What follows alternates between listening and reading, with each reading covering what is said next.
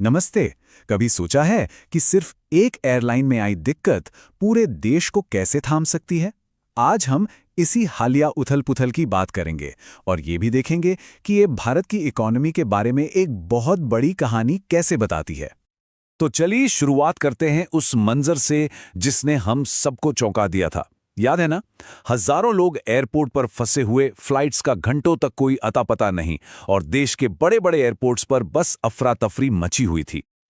अब जरा सोचिए, दिसंबर के पहले कुछ दिनों में ही इंडिगो की 2000 से ज्यादा फ्लाइट्स अचानक कैंसिल हो गईं। बस इस एक वजह से समझ लीजिए पूरे देश में एक तरह की सुनामी आ गई। और इसका असर वो बहुत गहरा था। लोगों की शादियां छूट गईं, एग्जाम्स रह गए, जरूरी मीटिंग्स नहीं हो पाईं। कितने ही परिवार थे जो छुट्टियों पर या किसी इमरजेंसी में कहीं जा ही नहीं पाए। अच्छा, तो अब थोड़ा गहराई में चलते हैं। ये सब हुआ क्यों? इसे समझने के लिए ना हमें दो बिल्कुल अलग अलग कहानियों को देखना होगा जो इस संकट के पीछे बताई जा रही हैं। तो देखिए, इस पूरे मामले के सेंटर में है नए सेफ्टी रूल्स, जिन्हें FDT कहते हैं। ये नियम जनवरी 2024 में लाए गए थे ताकि पायलट्स की थकान कम हो और हवाई सफर और ज्यादा सेफ बन सके। तो एक तरफ इंडिगो का कहना था कि भाई नए नियम आ गए, ऊपर से मौसम खराब था और ऑपरेशन में भी दिक्कतें थी, मतलब सब कुछ एक साथ हो गया। वहीं दूसरी तरफ पायलट्स एसोसिएशन का आरोप था कि ये सब जानबूझकर किया गया, ये एक सोची समझी कॉरपोरेट स्ट्रैटेजी थी। और नतीजा क्या निकला? कुछ ही दिनों की इस अफरा तफरी के बाद सरकार को पीछे हटना पड़ा। वो जो नए सेफ्टी रूल्स थे उन्हें टाल दिया गया। अब सवाल ये है कि ऐसा हुआ कैसे? यही तो सबसे बड़ा सवाल है। आखिर एक अकेली एयरलाइन इतनी पावरफुल कैसे हो गई कि वो पूरे देश को एक तरह से रोक दे और सरकार से अपना फैसला इतनी जल्दी बदलवा ले? तो चलिए इंडिगो के सफर को देखते हैं कि ये सब हुआ कैसे। साल 2005 में जब ये शुरू हुई थी तो बस एक और नई एयरलाइन थी, और आज ये मार्केट की सबसे बड़ी खिलाड़ी है। ये ग्रोथ की एक कमाल की कहानी है। और ये चार्ट ये आज की हकीकत को बिल्कुल साफ दिखा रहा है। इंडिगो के पास मार्केट का लगभग 65% हिस्सा है। मतलब वो सिर्फ एक प्लेयर नहीं है, एक तरह से पूरा खेल ही उसके इर्द गिर्द घूम रहा है।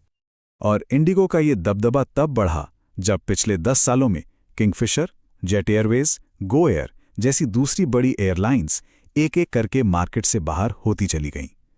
इससे हुआ ये कि लोगों के पास चॉइस ही कम हो गई। अब यहां से कहानी और भी इंटरेस्टिंग हो जाती है, क्योंकि ये जो इंडिगो की कहानी है ना, ये सिर्फ एविएशन सेक्टर तक सीमित नहीं है। ऐसा ही पैटर्न हमें भारत के दूसरे बड़े सेक्टर्स में भी देखने को मिल रहा है। टेलीकॉम सेक्टर को ही देख लीजिए। एक जमाना था जब हमारे पास कितने सारे ऑप्शन होते थे, है ना? और आज मार्केट में सिर्फ 2 या 3 ही बड़े प्लेयर्स बचे हैं।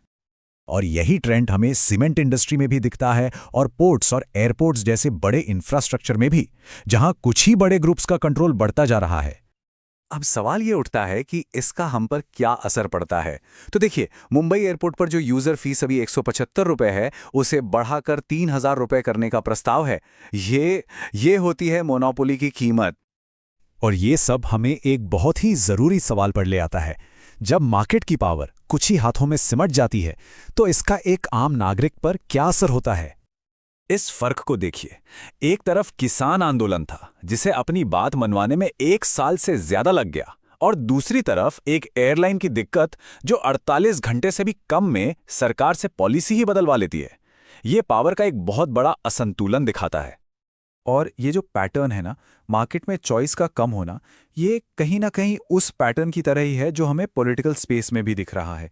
एक डोमिनेंट प्लेयर, कमजोर विपक्ष और जनता के लिए असल विकल्पों की कमी। तो एयरपोर्ट पर जो कुछ हुआ वो एक चेतावनी की तरह है, और ये हमें एक बहुत बड़े सवाल के साथ छोड़ जाता है कि जब चॉइस ही खत्म होने लगे तो फिर बचता क्या है? ये सवाल सिर्फ एक फ्लाइट पकड़ने का नहीं है, बल्कि हमारी इकोनॉमी और हमारी डेमोक्रेसी की दिशा का है।